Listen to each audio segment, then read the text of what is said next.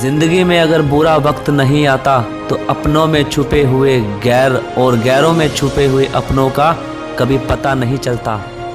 बुरी आदतें अगर वक्त पर नहीं बदली जाए तो वह आदतें आपका वक्त बदल देती हैं।